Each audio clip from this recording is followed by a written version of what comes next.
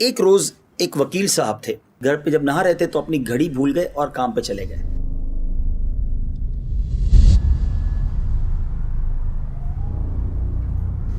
جب عدالت پہ پہنچے تو گھڑی یاد آئی، تو ایک دوست نے پوچھا کہ وہ گھڑی کہاں ہے، آپ نے آج گھڑی نہیں پہنی؟ تو کہا یار بس وہ گھر میں غسل کر رہا تھا تو غسل خانے میں رہ گئی۔ ایک ٹھگ جو تھا، چور وہاں کھڑا تھا، وہ سن رہا تھا کہ وکیل صاحب کی گھڑی ہوگی بڑی قیمتی اور یہ غسل خانے میں چھوڑا ہے۔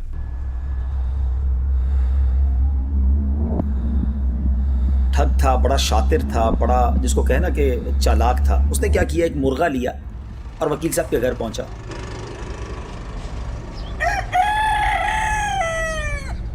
اور جا کر کہا کہ یہ وکیل صاحب نے مرغا بھجوایا اور کہا کہ وہ غسل خانے میں جو گھڑی رہ گئی ہے نا وہ دے دو۔ اب گھر والوں نے سمجھا کہ وکیل صاحب نے مرغا بھی بھجوایا تو یہ واقعی انہی کی طرف سے آیا ہوا بندہ ہوگا۔ مرغا لیا اور غسل خانے والی گھڑی دے دی۔ شام جب وکیل صاحب گھر آئے تو گھر والوں نے کہا وہ گھڑی مل گئی تھی آپ کو؟ کہا گھڑی تو میں گھر بھول گیا تھا۔ کہا وہ آپ نے تو منگوائی تھی، مرغا دے کر بندہ آیا تھا۔ کہا نہیں میں نے تو نہیں منگوائی تھی۔ سارے گھر والے پریشان کہ یہ کون تھا ایسا ٹھگ کہ جو ہمارے گھر سے مرغا دے کر گھڑی لے گیا۔ دوسرے دن وہی ٹھگ پھر وکیل صاحب کے گھر گیا، وکیل صاحب کام پہ چلے گئے، وہ گھر گیا اور ان سے کہنے لگا کہ وہ گھڑی والا چور مل گیا ہے۔ تو وکیل صاحب نے وہ مرغا واپس منگوایا۔ اچھا چلو مرغا دے دیں تاکہ گھڑی مل جائے۔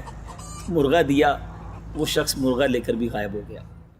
اب علماء نے یہ واقعہ بیان کر کے بتایا کہ ایسے ٹھگ ہمارے معاشرے میں بھی ہوتے ہیں جو بڑی چال بازی کے ساتھ لوگوں کو دھوکہ دے دیتے ہیں، اور آج بھی ایسے لوگ ہوتے ہیں۔ آج کل موبائل پر میسج آتے ہیں آپ کا اتنے کا انعام نکل آیا، لوگوں کی خوشی کے ہمارے نیند اڑ جاتی ہے کہ گاڑی نکل آئی ہے، سونا نکل آیا، اور آخر کار اس کا اینڈ اس بات پر ہوتا ہے کہ جناب وہ 200-500 ہزار روپے کا بیلنس آپ سے منگوا لیتے ہیں اور جناب وہ پیسے لے کے وہ بھی چلے جاتے ہیں۔ تو ایسا نہ کیا کریں۔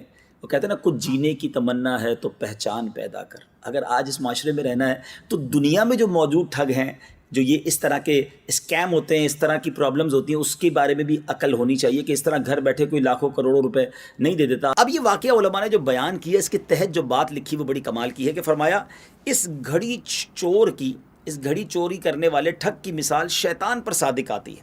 جس طرح وہ ٹھگ اپنے داؤ سے مرغے کا لالچ دے کر گھڑی لے گیا اور پھر مرغا بھی ان کے پاس نہیں رہنے دیا، شیطان کیا کرتا ہے کہ شیطان ملعون پہلے دنیاوی مرغے کا لالچ دے کر دین اور ایمان کی گھڑی لے جاتا ہے اور پھر بعد میں وہ دنیاوی جو چیزیں ہوتی ہیں وہ بھی چلی جاتی ہیں۔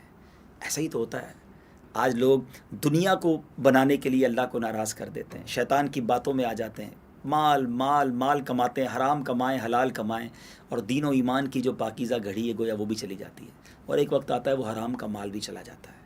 اللہ کرے کہ ہم شیطان کے واروں کو سمجھیں۔